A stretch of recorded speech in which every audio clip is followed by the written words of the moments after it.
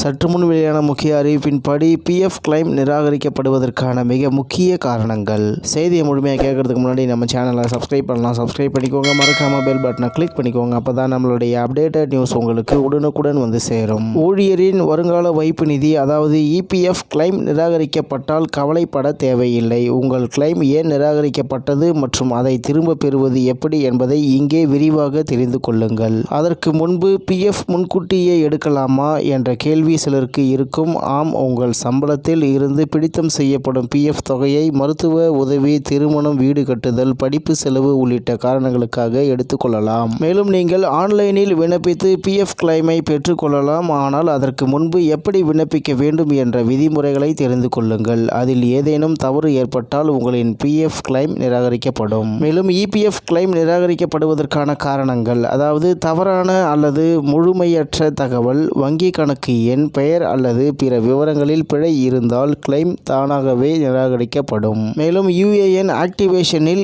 இல்லை அதாவது உங்கள் யுஏஎன் யூனிவர்சல் அக்கவுண்ட் எண் ஆக்டிவேஷனில் இல்லை என்றால் பிஎஃப் கிளைம் செய்ய முடியாது. மேலும் கணக்கில் போதுமான தொகை இல்லாதது, உங்கள் இபிஎஃப் கணக்கில் உள்ள தொகையை விட அதிகமாக கோரினால் கிளைம் நிராகரிக்கப்படலாம். மேலும் தகுதி இல்லாத காரணம், இபிஎஃப் விதிமுறைகளின் படி அனுமதிக்கப்படாத காரணத்தை குறிப்பிட்டால் கிளைம் மறுக்கப்படும். வேலை விவரங்களில் தவறு, பிஎஃப் அக்கவுண்டில் நீங்கள் பணிபுரிந்த நிறுவனங்கள் தொடர்பான தகவலில் முரண்பாடு இருந்தால் கிளைம் தானாகவே நிராகரிக்கப்படும். தொழில்நுட்ப பிழை, இபிஎஃப்ஓ போர்ட்டலில் பிழை ஏற்பட்டாலோ அல்லது போட்டோ இணைப்பு தவறாக இருந்தாலோ கிளைம் தோல்வியடையலாம். மேலும் இபிஎஃப் கிளைமை மீண்டும் செய்வது எப்படி அதாவது நிராகரிப்பு காரணத்தை சரிபார்க்கவும். இபிஎஃப்ஓ அதிகாரப்பூர்வ வலைதளத்தில் உள்நுழைந்து ட்ராக் கிளைம் ஸ்டேட்டஸ் ஆப்ஷனில் கிளைம் ஸ்டேட்டஸை பார்க்கவும். மேலும் பிழைகளை சரி செய்யவும். வங்கி விவரங்கள், யுஏஎன் ஆக்டிவேஷன், வேலை வரலாறு போன்றவற்றை சரிபார்த்து திருத்தவும். மேலும் தேவையான ஆவணங்களை சமர்ப்பிக்கவும். ஆதார், பாஸ்போர்ட், வங்கி பாஸ்புக் உள்ளிட்ட ஆவணங்களில் தகவல்கள் முழுமையாக இருப்பதை உறுதிப்படுத்தவும். மேலும் முதலாளி அல்லது ஹெச்ஆர் உடன் தொடர்பு கொள்ளவும். சில நேரங்களில் முதலாளியின் சரிபார்ப்பு தேவைப்படும், எனவே அவர்களுடன் தொடர்பு கொள்ளவும். மேலும் மீண்டும் கிளைமை சமர்ப்பிக்கவும். திருத்தப்பட்ட விவரங்களுடன் இபிஎஃப்ஓ போர்ட்டல் மூலம் புதிய கிளைமை தாக்கல் செய்யவும். மேலும் இபிஎஃப் கிளைம் நிலையை எப்படி சரிபார்க்கலாம் அதாவது